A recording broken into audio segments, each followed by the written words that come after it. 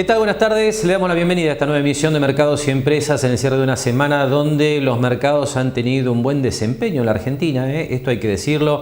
La realidad es que esta semana nos ha mostrado una recuperación incluso del mercado de bonos, que habían estado muy apáticos realmente a lo que había sido el anuncio del acuerdo con el Fondo Monetario Internacional, después también la postergación de los pagos con el Club de París, con lo cual en estos días el mercado financiero argentino ha comenzado a reaccionar. De hecho, las acciones parecen estar tratando de superar en esta jornada del viernes en que estamos grabando el programa la resistencia que venimos marcando desde varias semanas atrás desde el punto de vista técnico, que podría generar algún avance adicional en las próximas semanas. Por supuesto que esto está por verse, todo tiene que ver con proyecciones y probabilidades, pero es mejor el desempeño que hemos visto en estos días en los activos argentinos, incluso en el valor del peso, que se ha fortalecido contra el dólar. Esto es lo que supone una caída del dólar billete en la bolsa, tanto en la versión MEP como contado con liquidación. Así que hay noticias positivas de lo financiero que vale la pena destacar, más allá de que por supuesto puedan ser coyunturales y la realidad es sorprendernos en las próximas semanas. Pero además de este mejor panorama financiero, también, digamos, la información económica nos ha compartido esta semana las cifras de pobreza e indigencia, ¿no? Otro número que muestra una mejora de las condiciones en la Argentina, por supuesto, cuando uno compara contra el año de la pandemia. Aquí lo que se generó esta semana desde el INDEC es, bueno, toda la información vinculada con pobreza e indigencia al cierre del 2021. Uno compara esos números contra lo que fue el cierre de 2020, el año más impactado por la pandemia de COVID en todo el mundo y particularmente en la Argentina. Y bueno, hay una caída de los niveles de pobreza y también de indigencia en esa comparación. Pero de cualquier manera, por supuesto, vale la pena profundizar un poco el análisis sobre los números que dio el INDEC en estos días. Así que ponemos ya en pantalla, bueno, un resumen de algunos datos que nos parece importante analizar para evaluar qué significa esta caída de la pobreza y de la indigencia. En primer lugar, usted ve que tenemos dos columnas, pobreza por un lado, desempleo por el otro. Y aquí lo que hay que decir es que naturalmente la pobreza tiene como principal variable asociada el tema del empleo, ¿no? La semana pasada hablábamos de una caída del desempleo en la Argentina del 11 al 7%.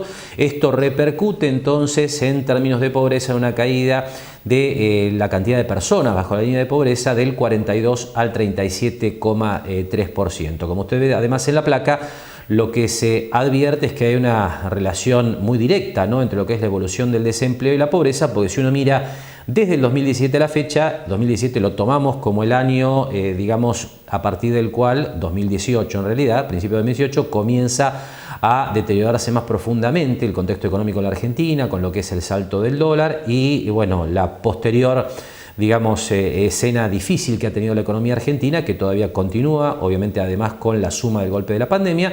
Pero cuando uno mira el 2017, ahí ya teníamos una tasa de desempleo en el 7,2% y un nivel de pobreza en el 25,7%. Entonces, aquí datos interesantes para analizar tienen que ver con que el desempleo viene asociado naturalmente a lo que son los niveles de pobreza. Por otro lado, que el nivel de pobreza no ha logrado mejorar a tal punto de retomar la situación que teníamos en el 2019, es decir, previo a la pandemia de COVID. Estamos mejor que en el 2020 con el COVID, pero todavía estamos peor que lo que veíamos en el año 2019. Este es un dato realmente importante para tener en cuenta.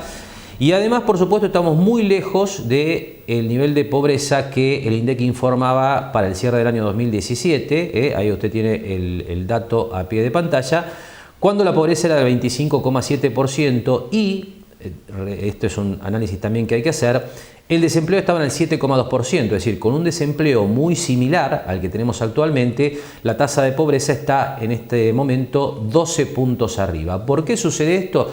Porque está claro que el tema pobreza básicamente depende del empleo, como decíamos antes, y también de los niveles de ingreso. Y lo que ha ocurrido también desde el 2018 a la fecha es una clara caída de los ingresos reales de la población. Esto es lo que explica que con un desempleo cercano al 7%, en 2017 la pobreza estaba cerca del 26% y ahora está por encima del 37%. Y por último, en relación a este tema de pobreza y lo que ha sido la evolución de la Argentina y lo que puede ser en este año 2022, le muestro a continuación los valores que marcan el ritmo o la dinámica de la canasta básica total. ¿Por qué le mostramos este número? Pues lo que hay que tener en cuenta es que el nivel de pobreza y también el de indigencia, ¿no?, pero nos centralizamos en pobreza, porque el análisis de indigencia es similar, En el caso de la pobreza, bueno, lo que se hace habitualmente, a partir de lo que es el trabajo del INDEC, es analizar qué nivel de ingresos tiene un grupo familiar y a partir de allí compararlo contra lo que es la canasta básica total. Si el ingreso familiar está por debajo de esa canasta básica, la familia se considera pobre, y si está por encima, no es pobre. Aquí le mostramos el dato que tiene que ver con la canasta básica total para un adulto. Esto cambia de acuerdo a la edad y al sexo incluso de cada persona que se analice, con lo cual también cambia el grupo familiar. Pero el dato relevante que usted tiene en pantalla tiene que ver con lo que ha sido el salto de la canasta básica total de 10% en los primeros 2 meses del año. El último dato que tenemos es al cierre del mes de febrero, con lo cual hay un 10% de suba de la canasta básica total, que lo que supone es que para que no se sigan elevando los niveles de pobreza desde el 37,3 que informó el INDEC en estos días, uno lo que debería esperar es que el salario o los ingresos de las familias que están ahí en la cornisa, digamos dentro de lo que es la zona del valor de la canasta básica, bueno, que los ingresos de esas familias puedan crecer a un ritmo igual o superior. Es difícil realmente que los ingresos hayan crecido 10% en los primeros 2 meses del año, con lo cual es muy probable que este dato de pobreza del 37,3% esté amenazado ya desde el arranque del año 2022, sobre todo si uno tiene en cuenta además esta información que ha trascendido a lo largo de la semana de que ya hay algunos registros de consultoras privadas que marcan que la inflación durante el mes de marzo podría estar cerca del 6%. Por supuesto que este salto de la tasa de inflación hacia la zona del 6% está íntimamente vinculado con lo que es, bueno, la suba de precios internacionales por la guerra en Ucrania. A ver, para poner esto en claro, hay mucha inflación en Argentina de hace varios años, pero además se suma este tema, con lo cual, sin duda, desde el punto de vista de lo que es el ingreso y el poder de compra de la población y el tema por esa indigencia, sin duda 2022 va a ser otro año difícil. Hacemos ahora la primera pausa en Mercados y Empresas y enseguida comenzamos a desarrollar algunos contenidos que tienen que ver con la marcha de la economía local. Seguimos trabajando para construir una Mar del Plata más sustentable. SEAMSE. Juntos somos infinitos. Sentite como en casa, sentite como en Fava, sentite bien, pásalo bien, sentite como en Fava. Ahora en centrocider.com.ar podés comprar todo sin moverte de tu casa. Hierros, chapas, materiales para construcción en seco y todo lo que necesitas al mejor precio y con stock actualizado las 24 horas. centrocider.com.ar. Más simple, más rápido.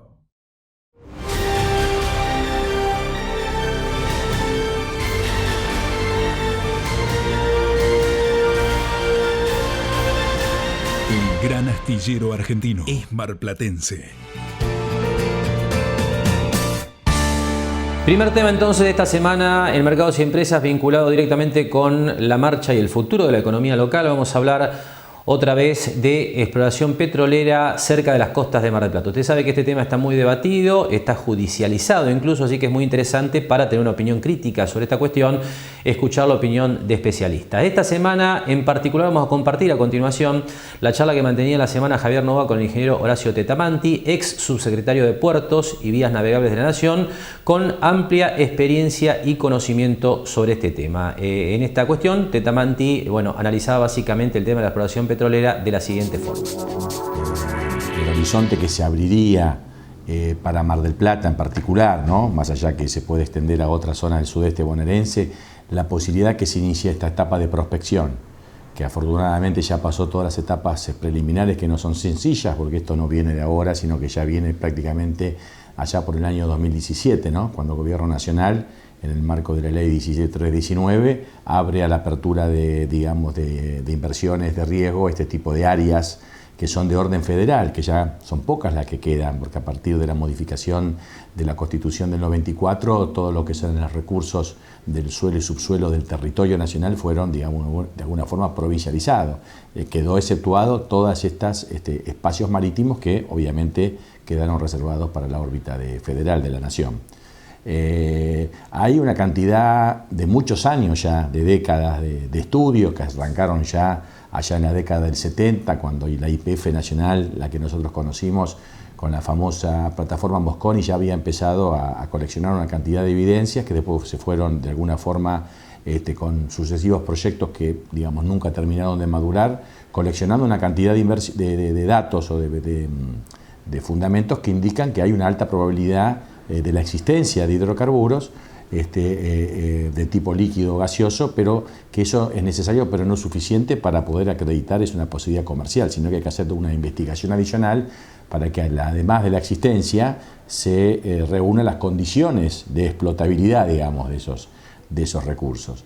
Esto ya está en marcha, quedaba por supuesto sujeto a la intervención del Ministerio de Ambiente, de la aprobación de los diferentes estudios de impacto ambiental que son mandatorios para iniciar la etapa esta de prospección, que fue la resolución que se tomó hace un par de meses atrás, que fue un poco motivo de la controversia que se abrió en Mar del Plata con posiciones algunas razonables desde el punto de vista de la preocupación, pero infundadas en términos de las razones realmente objetivas, y además otras operaciones que realmente persiguen otro tipo de intereses contrarios a los argentinos.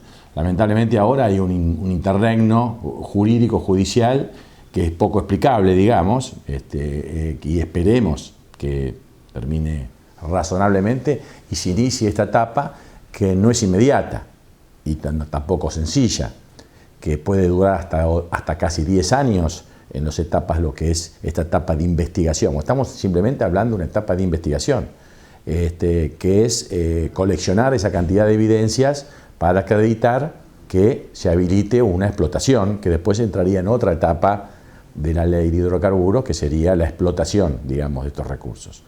Y bueno, esperando con mucha expectativa en Mar del Plata que esto se ponga en marcha y esperar que esto es una moneda al aire. Si vos me preguntás qué probabilidad hay, es 50-50, digamos, ¿no? Que sea positiva, porque de serlo, sin lugar a duda, para nuestro puerto y para nuestra ciudad, es un antes y después, ¿no?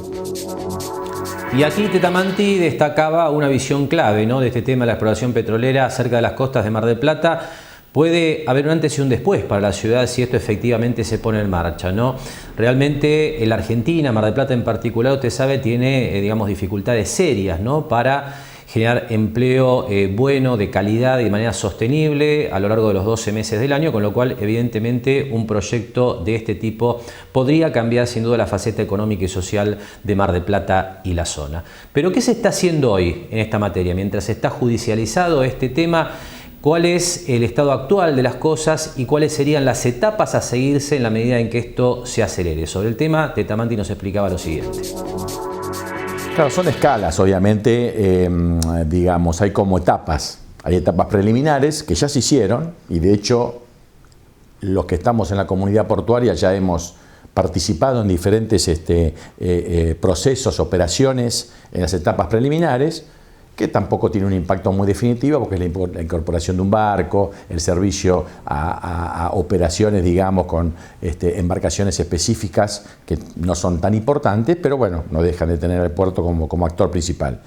En la etapa de exploración empiezan ya a entrar actores más importantes, inclusive una plataforma de exploración, que tienen que hacer alguna perforación testigo como para poder hacer un estudio de suelos. Esto seguramente va a tener, y ya de hecho ya está sacando lamentablemente este paréntesis que esperemos que se habilite, ya están las embarcaciones, en principio están nominadas y habría una etapa de 4 años, 6 años, 8 años, dependerá de una actividad importante, porque todo es importante, pero bueno, no un cambio tan significativo. De ser positivo esto y pasar a una etapa de exploración, ya estamos hablando de otra cuestión que se multiplicaría por cientos el impacto, ¿no? Obviamente el impacto en la etapa de exploración no deja de ser importante. Un pozo de estos, que es lo que se van a hacer frente a Mar del Plata, es una inversión de los órdenes de los $100 millones, o sea, es una inversión relativamente importante. Parte de ese porcentaje, un 5, un 10%, seguramente se deposita en el puerto base. Y eso es cuantitativamente el impacto. Importante sí, no es determinante para lo que es el actual puerto de Mar del Plata. De pasar una etapa de exploración, esa cifra se multiplicaría por decenas, ¿no? más allá de esta pausa momentánea que tiene toda la cuestión, ¿ya está todo listo para que se pueda comenzar con la exploración? Sí, porque desde el punto de vista administrativo y de los procedimientos que marca la ley 17319, ya fue adjudicado a las empresas estos pozos. Se aprobaron los impactos ambientales, con lo cual estaría ya, desde el punto de vista administrativo, expedita la vía como para que se inicien las tareas. Ahora, evidentemente hay una medida cautelar que le ha dado un parate, se levantó, yo no sé exactamente técnicamente cómo está ahora, si está vigente, no está vigente, eso habría que consultar a un abogado a ver exactamente cómo está. En principio parecería que hubo una revocación de esa medida inicial, y salvando esta instancia, que no te puedo decir exactamente cómo está técnicamente, bueno, no la conozco, y además no es la especialidad mía, sacando eso, estaría ya para iniciarse. Estaba, de hecho, inclusive hablando con algunos especialistas, me estaban comentando que inclusive estaban previendo la posibilidad de efectuar ese primer perforación testigo en el curso de este año o principio del año próximo. O sea que estaba previsto una actividad bastante intensa lanzada, y esperemos que se lo haga lo antes posible, ¿no?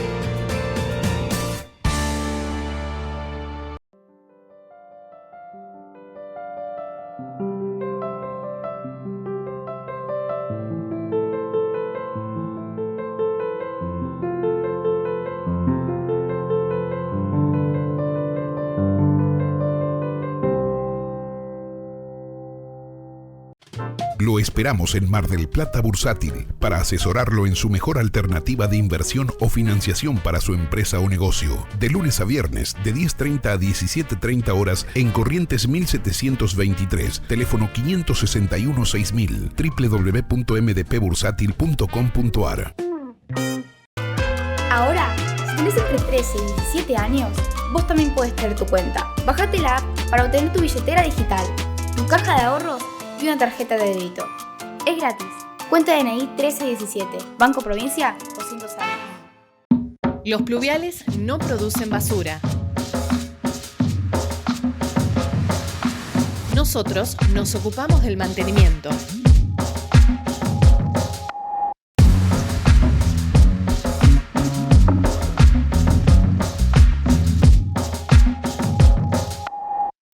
¿Vos hacés tu parte?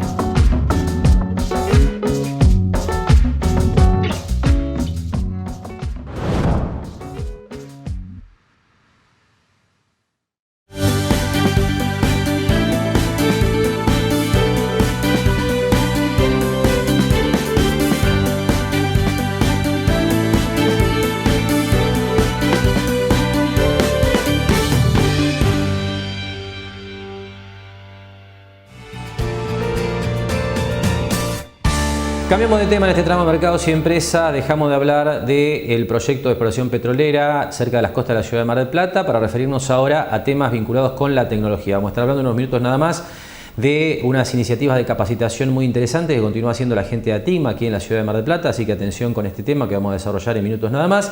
Antes, la referencia a lo que es la evolución del comercio electrónico. Usted sabe, se ha acelerado en términos de su crecimiento a lo largo de los años en que la pandemia golpeó más fuertemente la actividad en las tiendas físicas. En realidad aceleró un proceso que ya venía en curso claramente desde los años previos. Así que tenemos datos concretos de la Cámara Argentina de Comercio Electrónico para lo que ha sido el balance del año 2021, que por supuesto muestra un crecimiento sustancial en la comparación contra el año 2020. Sobre el tema, la charla de Javier Novoa con el licenciado Martín Orengia, que está a cargo de la División Regional de la Cámara Argentina de Comercio Electrónico.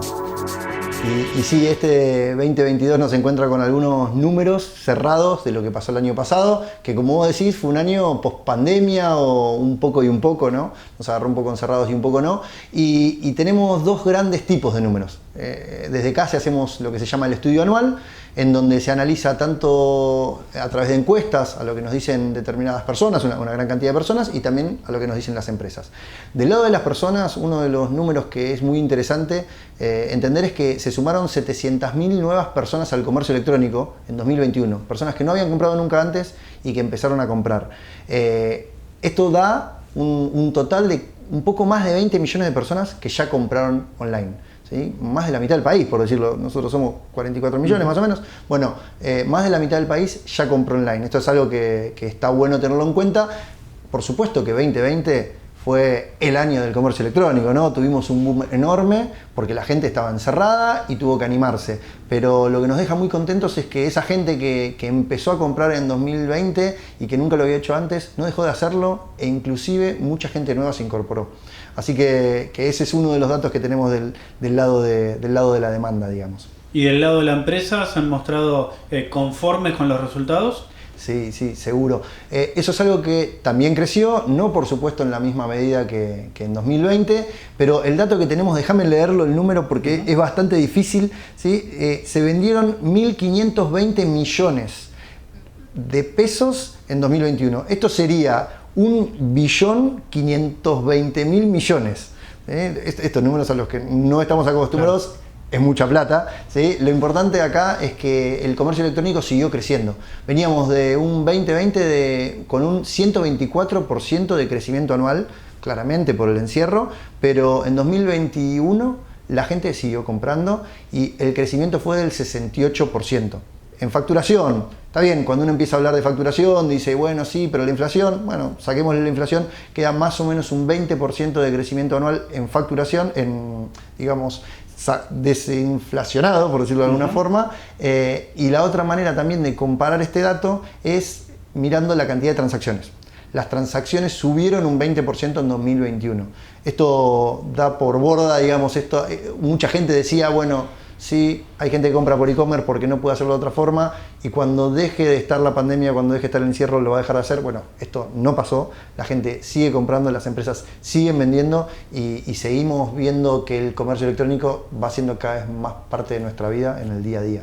Hay un dato interesante, Martín, que es que si bien la tendencia es ir hacia el comercio electrónico, la gente, como detallabas, poco a poco, aquellos que todavía no han comprado van eligiendo esta vía también, es que además las propias empresas intentan que uno compre por esa vía, ¿no? Uno puede ver promociones que tienen la tienda online y quizás en el comercio físico no están, o sea, desde el otro lado, el empresarial, también se busca que el cliente vaya por la vía electrónica.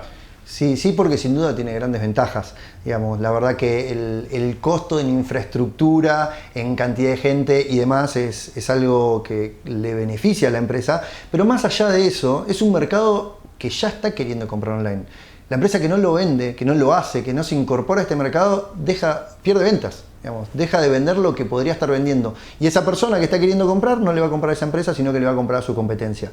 Entonces, no solo tiene beneficios directamente en facturación para la empresa, sino que además es algo que genera pérdidas. Digamos. Es algo que deja de vender si no lo hace. Esto es algo que se tienen que dar cuenta los empresarios, que ya se dieron cuenta, pero bueno, cada vez más así es. Los avances tecnológicos además han permitido primero una comunicación instantánea a través de chats o de comunicaciones para poder sacarse cualquier duda que tenga el comprador y además que te permiten prácticamente tener el artículo en tu mano, ¿no? Ahí lo puedes ver en 3D, tenés fotografías, videos que te permiten prácticamente estar parado en el lugar con ese producto que te interesa. Totalmente. Este dato que decís vos es muy importante y se ve un número muy claro que muestra el estudio anual justamente, que es que 6 de cada 10 empresas tuvieron que... No 6 de cada 10 empresas. 6 de cada 10 personas que trabajan en empresas fueron a parar o por lo menos a involucrarse en el sector de e-commerce de la empresa. ¿Por qué? Para contestar, para resolver, para enviar, para lo que sea. Las empresas tuvieron que cambiar la disposición de su estructura para enfocarse más en el comercio electrónico porque la gente lo exige, porque la persona necesita un dato, necesita una información y la pregunta y el que contesta antes vende.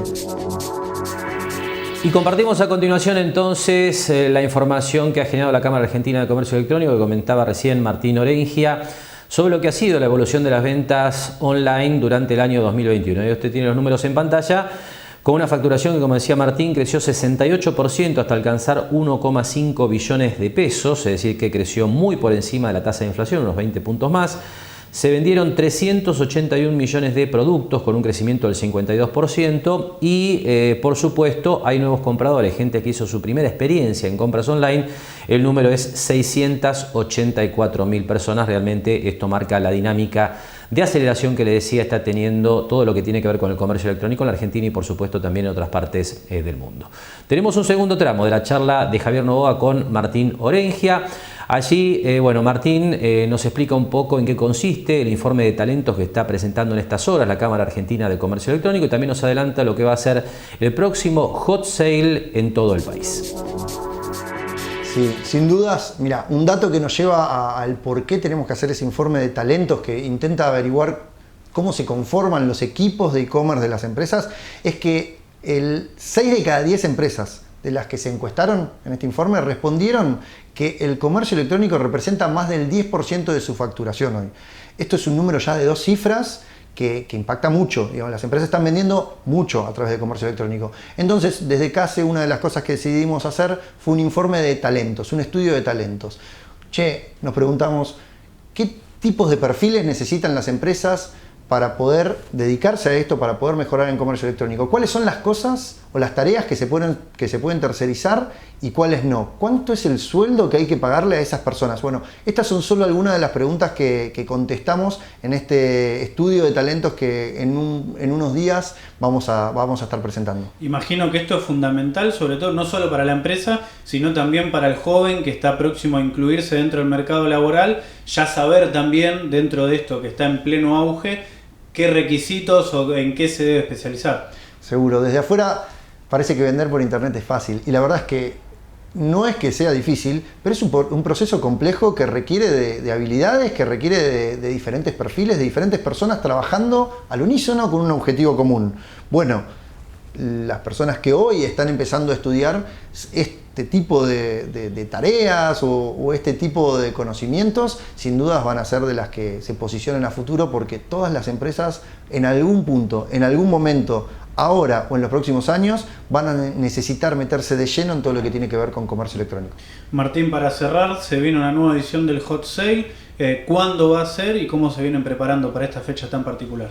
Este hot sale que hoy ya es tan común entre nosotros, en realidad empezó hace unos 10 años aproximadamente. Es un evento de 3 días en donde las empresas ofrecen grandes descuentos en formato online a través de sus sitios web. Bueno, lo organizamos desde CASE y en este caso va a ser lunes, martes y miércoles, ¿sí? Pero ¿qué fecha? 30, 31 de mayo y 1 de junio. Con el tema del censo ahí tuvimos que cambiar un poco las fechas, ya era algo que veníamos previendo, así que queda en esa semana y esperamos que muchas empresas vuelvan a anotarse. En la última edición participaron más de 1000 en el Cyber Monday y que la gente siga comprando porque sin dudas es uno de los grandes eventos del año para comprar por comercio electrónico.